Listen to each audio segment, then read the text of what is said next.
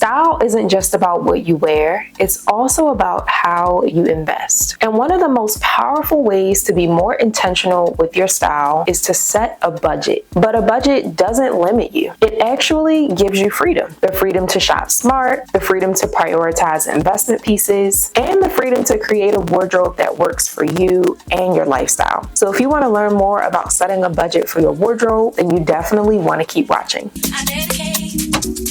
Sueño.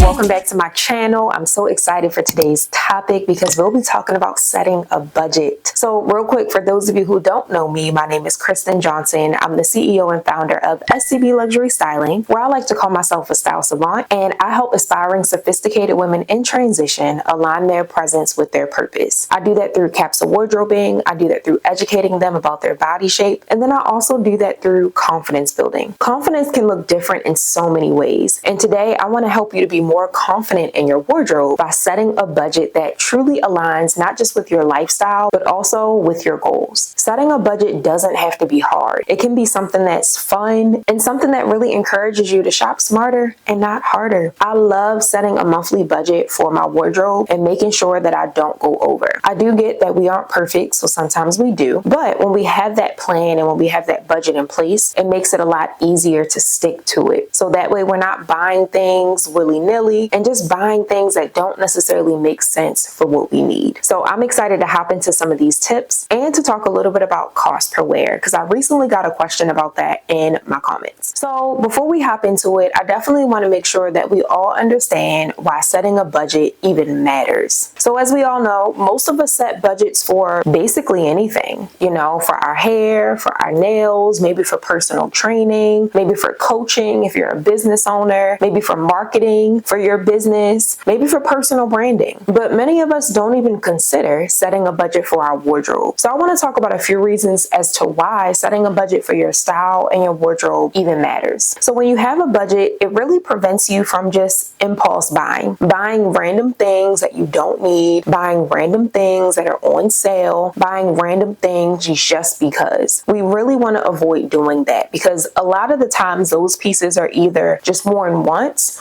or they just sit in our closets for however long and we don't even touch them. So we want to avoid that. I'm sure I mentioned this in the previous video or a video that I've recorded before, but the fashion industry is one of the industries that wastes a lot. We waste a lot of money and we waste a lot of clothes. That's why I always encourage my clients not to follow trends, because if you're so busy following trends, if one trend goes out of style, you're no longer wearing it and you're trying to keep up with every single trend that comes out. So when you don't wear something, you either toss it, you throw it out, but 9 times out of 10, it ends up in the trash. It ends up in the waste. And we want to avoid that. So when you're setting a budget, you're intentionally setting yourself up to only buy things that make sense for you, your wardrobe, your lifestyle, and of course, your goals. It also helps you to save money because again, you're not wasting it on things that you won't ever wear. So again, setting a budget is kind of similar to setting a boundary. You don't want to cross that line if you don't feel the need to. So it's so important for you to give yourself a cap of how much you're willing to spend on certain pieces every single month or however often you plan to shop. And last but not least, setting a budget matters because it helps you to align your wardrobe with your lifestyle. If you have certain goals in mind, like cutting out debt or even buying a home, then you know that you can't necessarily be spending a certain amount of money on clothing because you have these other goals set aside for yourself. So when you have a budget and when you have a certain boundary that you don't want to cross because of certain goals, it really helps you to be more intentional. So now let's get into how to set a monthly or seasonal budget for your wardrobe. I always say this and I will continue to say it, but take a look at your lifestyle. What are you doing most of the days? What are you doing throughout the week? What are you doing throughout the weekend? Even think ahead. What do you have coming up? What events do you have coming up? Do you have any travel coming up? Are there any holidays that you're planning to celebrate with family and friends? What is it that you're doing? And now that you have that information, I want you to break down your lifestyle into different buckets. What are you wearing mostly? Are you mostly wearing casual clothes? Are you mostly in settings where you're wearing lounge clothes, business attire? Where exactly are you allocating most of your time? And when you're in those spaces, what exactly are you wearing? Now, I'm not the type of stylist that forces you to really compartmentalize your wardrobe and to make you feel like you have to have work clothes and weekend clothes and going out clothes. That doesn't exist here at SCB Luxury Styling. But what does exist is making sure that you are curating your wardrobe with pieces that are versatile enough to fit into each bucket. But you have to know what those buckets are first. Once you have your buckets, it's important to notice where you're allocating most of your time. And that's how you would kind of come up with a budget for each section or each category of your lifestyle. Now, if 60% of your time is spent at work, then you probably need pieces that could be worn to work, but also, in other areas as well, not just work. If most of your time is spent at home, maybe you're an entrepreneur, maybe you're a business owner, or even most of your time is split between home and like your co-working space or like a coffee shop, then you want to make sure you are delegating your budget to those specific categories. And you want to gravitate towards pieces that could work for working from home and pieces that can work for when you're working out in public at a coffee shop or at a library. Whatever it is, you really want to map out where you are spending your time so that you know what exactly you're wearing and where you need to allocate most of your shopping budget. So I want to move on to actually planning a budget for each piece that you will be investing in for your wardrobe. Now, we talked about a total budget and overall budget, but when it comes to specific pieces that you want to add into your wardrobe, I believe that it's important to set a budget for those pieces as well. Consider what you are comfortable enough investing in. What do you feel or what do you believe is most important for you to invest in, for you to be the most comfortable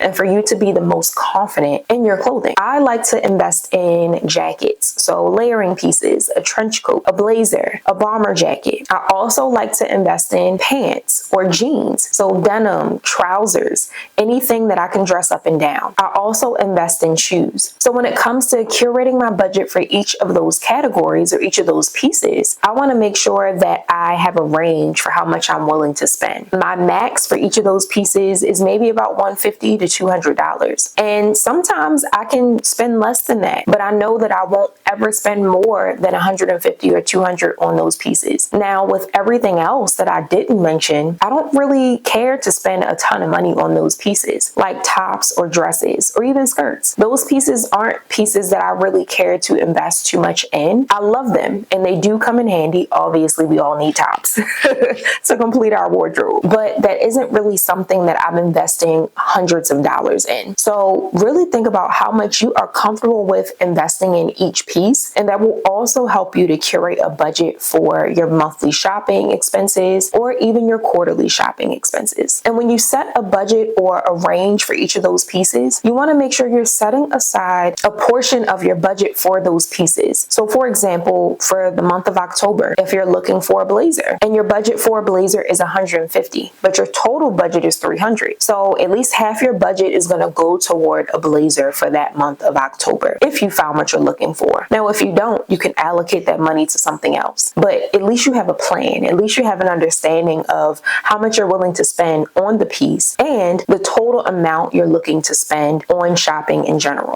Now, how do you determine what these investment pieces are? Again, consider your lifestyle. What are you most comfortable with investing in? What makes the most sense for you? Usually, I like to encourage my clients to choose a piece that may be challenging for them to find. Like if it's hard for you to find pants, maybe you should consider investing in a good quality pant. If it's hard for you to find nice tops that fit you well, maybe you should consider investing in really, really great quality tops. So think about some of the challenges that you have when getting dressed or when shopping every day. And that is where you can consider investing your money in. Last but not least, I want to talk about cost per wear again, because I got another question about this as far as how to calculate it. So when it comes to cost per wear, you want to start with the total number, the total amount of an item, and divide it by however many times you feel you'll be wearing that piece. So for example, if a blazer is $200 and you plan to at least wear this blazer at least 40 times because it's a quality piece, it's something that you always would invest in, and it's something something that you know that can be styled in a variety of ways. So that means your cost per wear is $5. And honestly, the lower the cost, the better. Because you're wearing something so often and the quality of the piece is great quality, then you'll be able to get a ton of wear out of it, especially if it's something that fits into your everyday wardrobe. Now, if a top that you purchase is $50 and you've only worn it twice, then that means your cost per wear is $25. And that's really not that great. So the point of cost per wear is making sure that you actually wear your clothes. So that means you only want to purchase pieces that you're going to wear, y'all, not pieces that are just going to sit in your closet for months. So I hope this video was helpful to you, and I'm excited to hear how you determine your cost per wear for each of the items that you'll be budgeting for every month. And also let me know in the comments what budget you come up with for the month or for the quarter, however often you plan on shopping for yourself. Being intentional with your style budget means that you're not just buying clothes, you're investing in yourself. And to make your budget work even harder, you need to know where to shop. That's one of the biggest questions I get when I'm working with clients. Where should I shop? If you have a budget, then it's important to know where you want to shop, right? So that's why I created the Places to Shop e-guide, a curated list of trusted brands and retailers at every price point, organized to help you shop smarter and not harder. Make sure you grab your copy today by clicking the link in the description box, so that way you can make your budget work for you and not against you. So I hope you enjoyed this video. I hope that it was helpful to you. Let me know in the comments what you think, and I look forward to seeing you in the next video.